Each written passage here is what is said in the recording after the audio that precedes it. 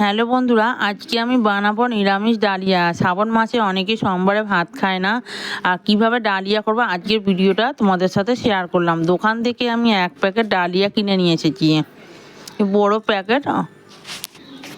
এবারে দেখো বন্ধুরা, এখানে আছে টমেটো আর আলু, আর এখানে আছে ফুলকপি আর কুমড়ো। এবারে আমি ডালিয়াটাকে ভালো করে ভিজিয়ে রাখবো। ডালিয়াটাকে আমি ভালো করে একটু ভিজিয়ে রাখছি। এবারে দেখো বন্ধুরা, শুকনো লঙ্কাকে ভালো করে ভেজে নিয়েছি, তারপরে আমি 5 ফোড়ন দিলাম। এবারে আমি সব আনাজগুলো আমি একবারেই দিয়ে দেবো।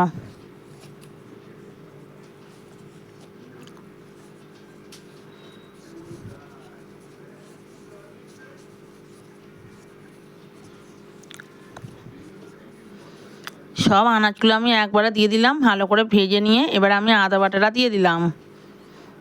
আদা বাটাটা দিয়ে এবারে আমি নুন দেব,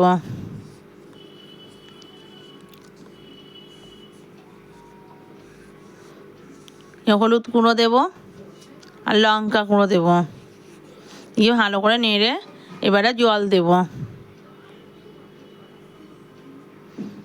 জলটা দিয়ে দিলাম, এবারে আমি ডালিয়াটা দিয়ে দেবো।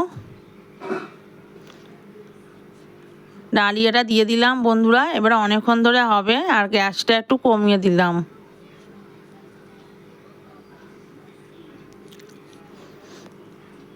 দেখো বন্ধুরা, কড়াতে ভর্তি হয়ে গেছিলো বলে আমি হাঁড়িতে ঢেলে নিয়েছি, আর আমার ডালিয়া হয়ে এসছে। এবার আমি লাস্টের দিকে একটু ঘি দিলাম, পারলে তোমরাও লাস্টের দিকে ঘি দেবে, আরও ভালো হবে। আর এবারে আমি নাবিয়ে নেব। নাবিয়ে নেওয়ার সময়